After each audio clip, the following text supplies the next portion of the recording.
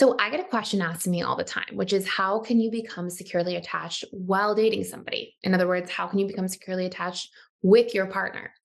And in this video, I'm going to take you through exactly how to do that. And I want you to know for anybody who's asking, because a lot of people ask me as well, should I be leaving a relationship if it's not healthy right now in order to become securely attached? Should I stop dating anybody until I become fully secure, 100% secure? The answer is no. There's a lot of work that you can do in a relationship. Now, of course, if you're in a super unhealthy relationship that, has any kinds of patterns of verbal, emotional abuse, anything like that, of course, physical abuse, leave that relationship, of course. But if you're just finding that you're on the rocks, there's ups and downs, it's been tricky and challenging. Sometimes you've got these sort of arguments that you don't love.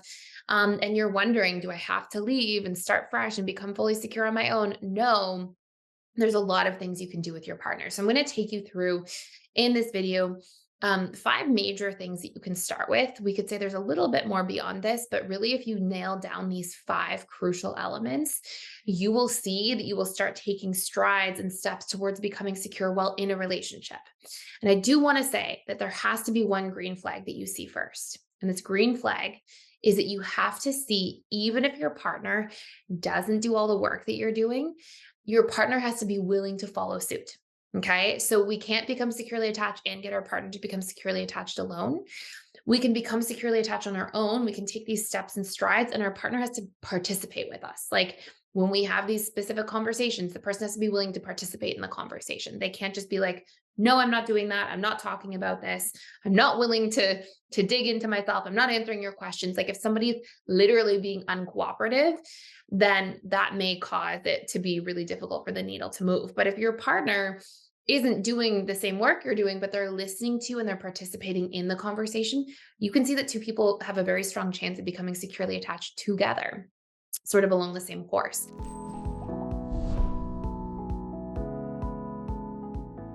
So, the very first thing you want to just recognize, okay, before I give you some actual of the five tools here, is that everybody has different programming. We have different programming based on our childhood experiences, and we have different wiring that we get in terms of what we expect love to look like, feel like, and be like. So each attachment style has different expectations for love, has different needs for how they want to be loved and what makes them feel loved, has different boundaries, has different hopes and dreams for what they think a loving relationship should be like. And if you have different programming from somebody, it's like having a different set of rules while playing the same board game, right? Like if you have different rules for the game and you're trying to sit down there and play it together, there's going to be all this chaos. Whereas if you can understand each other's rules in terms of love, right, which are these sort of rules that we get programmed with, there's so much more that you can do that will open up the experience and make it more achievable to have a thriving relationship. So the very first thing that you have to be able to do is you have to be able to understand each other's core wounds. Okay. Everybody has core wounds. We don't have to do this in a very clinical way. It doesn't have to be like, what are your core wounds and do a worksheet. But what you can do is you can look at what are each other's pain points and sensitivities. What are the things that we take personally? And then what we have to be willing to do is acknowledge each other's core wounds and communicate about them. Okay. So if one person has a big core wound sensitivity to fearing abandonment and another person has a big core wound sensitivity to feeling trapped, we have to be able to acknowledge these things. Hey, I'm going away with friends for the weekend. I know that you have this wound around abandonment. I'll do my best to really check in with you, to shoot you a text. I love you. I care about you. I'm not going anywhere. See you on Monday, right? Like there has to be this ability to say, I know this is your pain point. I know that this is a sensitivity according to your programming. I'm not going to judge it. I'm not going to tell you it's silly. I'm going to understand that we each have our own sensitivities, and I'm going to do my best to validate it, to let you know I see it, and to do my best to just be considerate about you in that experience. And generally, there tends to be two or three major sensitivities per relationship. A lot of times, people have more than two or three core wounds for sure. Often more, it's around like six or seven pretty solid ones. But there tends to be two or three major ones that we keep getting stuck on, that we keep butting heads around or having friction over. And a way you can ask yourself, okay, what is this? What is the pain point here? Is in your relationship dynamic, when you have an argument and something's not going right, or it's not clicking, or you're not able to work through it, what are you making it mean about you? Okay. So if somebody pulls away or they don't text you enough, what do you make it mean about you? I'm going to be abandoned. If somebody tells you you need to be texting more often, what do you make it mean? Oh, there's something wrong with me. I'm not doing a good enough job in the relationship. You think I'm not good enough. So we have to be able to find how we personalize the challenges in our relationship. And when you ask yourself, what do I make this challenge in our relationship mean about me? You'll see each of your sensitivities. And then if you can just be mindful of each other, you have no idea how long of a way this goes. Just to be kind, just to be mindful of each other. Hey, I'm not going to abandon you. I'm just going away with friends. I'll shoot you a couple reassuring texts over the weekend, or hey, I'm not trying to trap you. I'm going to honor that you need your time. And, take Friday to yourself. Let's do something fun Saturday. Like, if we can have these conversations, it goes an extremely long way to become securely attached with your partner.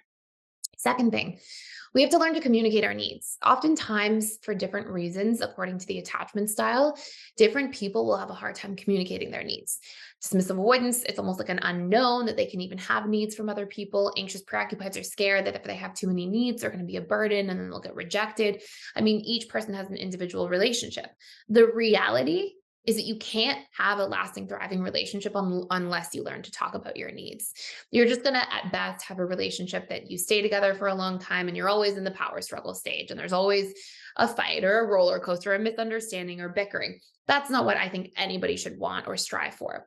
So what this means is you have to ask yourself, like, what do I want to see in a healthy relationship? What's important to me? What are some characteristics that I would like to see from my partner? What are the types of things I would want to do together? What are the things that I want to have more of in the relationship? And when you ask yourself this question, you want to sit down with your partner and ask them the same questions and express to each other.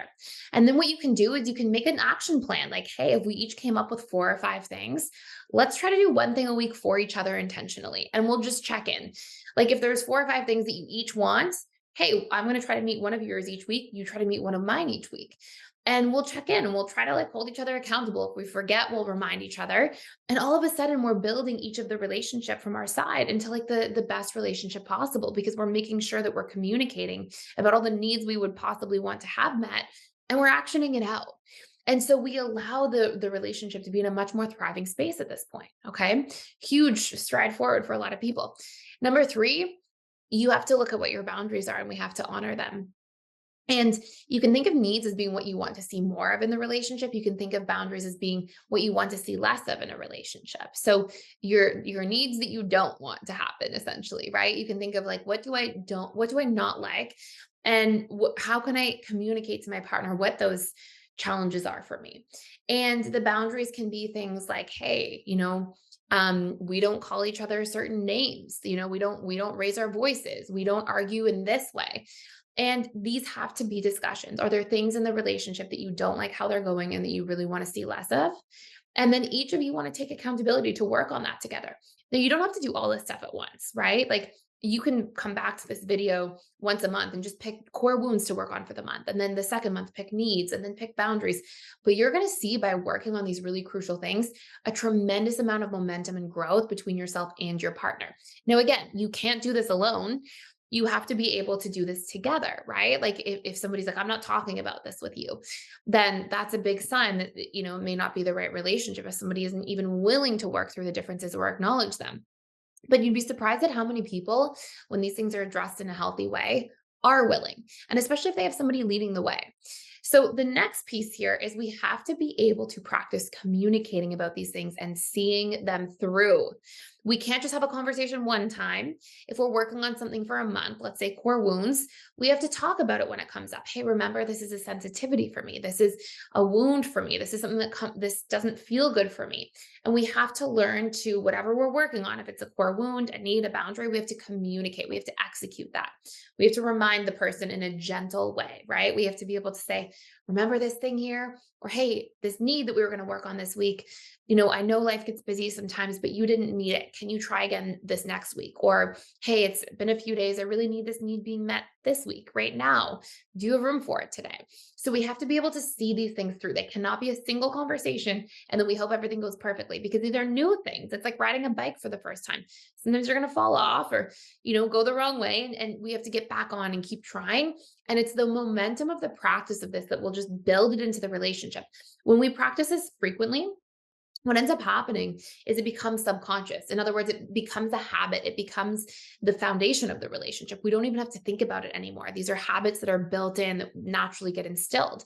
But really, for a habit to take shape, it takes about 21 days of repetition. And so what you're going to have to see is that there's some element of like checking in with this, talking about this. It doesn't have to be every day, but if you practice talking about this, thinking about this, whether it's the core wound, the need, the boundary, communicating about it, seeing it through for a month, you're going to see it seeps into the subconscious mind, becomes the new normal for your relationship. And it doesn't have to be work anymore. It's just naturally flowing. And then last but not least, we want to make sure that we each individually work on emotional regulation. And this can mean that, like, when we're emotionally stressed, if we're in sympathetic nervous system, AKA fight or flight mode all the time, it can just be that we practice regulating our nervous system. Usually when we talk about our core wounds, we talk about our needs, it's going to play a huge role in emotional regulation overall.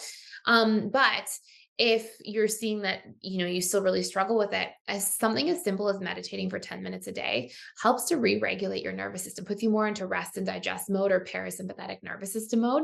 And you'll find as a result of that, it feels like your world slows down a little bit. Things feel more open.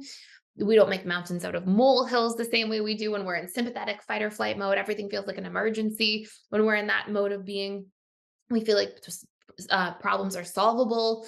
We'll feel like we can really work through things with somebody. So if that's a pain point or a challenge, each doing a little work around that to emotionally regulate better is always a great added bonus. So those are 5 things that you can really work on. You can start with like a nervous system regulation technique every morning. You can do breath work. You can do meditation. You can do light walking, stretching, like just things that help you stay like in your body, connected to yourself.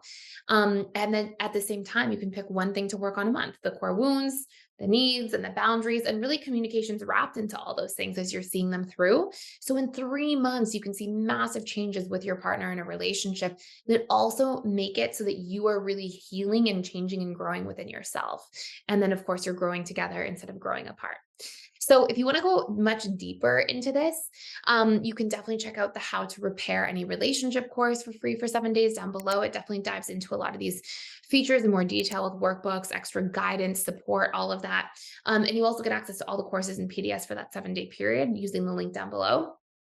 If you want to just scope it out or attend a webinar with me or an event.